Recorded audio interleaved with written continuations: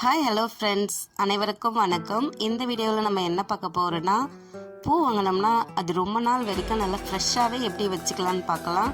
அது மட்டும் இல்லாமல் பூ அப்பப்போ கொஞ்சம் கொஞ்சமாக வாங்குறதை விட கம்மியாக இருக்கும் போது 1 கிலோ 1/2 கிலோ வாங்கி வச்சுக்கிட்டோன்னா ரொம்ப நாள் வரைக்கும் நம்ம யூஸ் பண்ணிக்கலாம். காசும் நல்லா மிச்சமாகும்.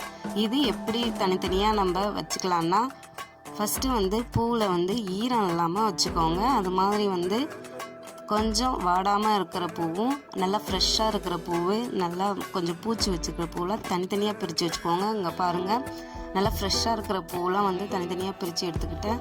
அது மட்டும் இல்லாமல் கொஞ்சம் சின்ன சின்னதாக இருக்கிறதெல்லாம் தனியாக வச்சுக்கிட்டோம். இந்த சின்ன சின்னதாக இருக்கிறத என்ன பண்ணணுன்னா, இங்கே பாருங்கள், இதில் பூச்சி வச்சுருக்குது எப்படி தெரியும்னா, கொஞ்சம் கருப்பு கருப்பாக அங்கங்கே இருக்கும். இந்த மாதிரி பூலாம் எடுத்து போட்டுருங்க. இது கூட இருந்தால் மொத்தமாக எல்லா பூ சேர்த்து கெட்டு போயிடும். இந்த சின்ன சின்னதாக இருக்கிற பூலாம் நம்ம கட்டி வச்சுப்போம்.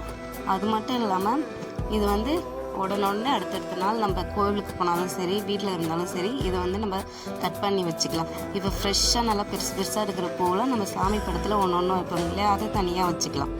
இந்த மாதிரி நீங்கள் வைக்கும் போது இங்கே பாருங்கள், இது வேஸ்ட்டான பூ. இந்த வேஸ்ட்டான பூ நம்ம தூக்கி போடாமல் செடி வச்சுருந்தோம்னா அந்த செடிக்கு போட்டிங்கன்னா உரமாகவும் நல்லா பூ பூக்கும். இந்த கட்டின பூவெலாம் ஒரு பிளாஸ்டிக் கவரில் போட்டு வச்சுக்கோங்க. பிளாஸ்டிக் கவர் தண்ணி இல்லாமல் நல்லா பார்த்துக்கோங்க. அடுத்தது இந்த ஃப்ரெஷ்ஷான ஒன்றா இருக்கிற பெரிய பெரிய பூவெலாம் நம்ம துணிப்பை கொடுப்பாங்க. அது மாதிரி அந்த கவர்லேயே போட்டு வச்சுட்டு அடுத்தது பிளாஸ்டிக் கவரில் போட்டு நல்லா ஸ்டோர் பண்ணி வச்சுக்கோங்க. இது மொத்த பூ எல்லாம் ஒன்றா போட்டிங்கன்னா ரொம்ப நாள் வராது. இந்த மாதிரி தனித்தனியாக நான் வைக்கும்போது ரொம்ப நாள் வரும். இந்த மெத்தட் நீங்கள் ஃபாலோ பண்ணியிருந்தீங்கன்னா பூ 2-3 வாரம் கூட நல்லா வாடாமல் இருக்கும். இந்த வீடியோ உங்களுக்கு பிடிச்சிருந்தா லைக் பண்ணுங்கள். அடுத்த வீடியோவில் சந்திக்கலாம். நன்றி.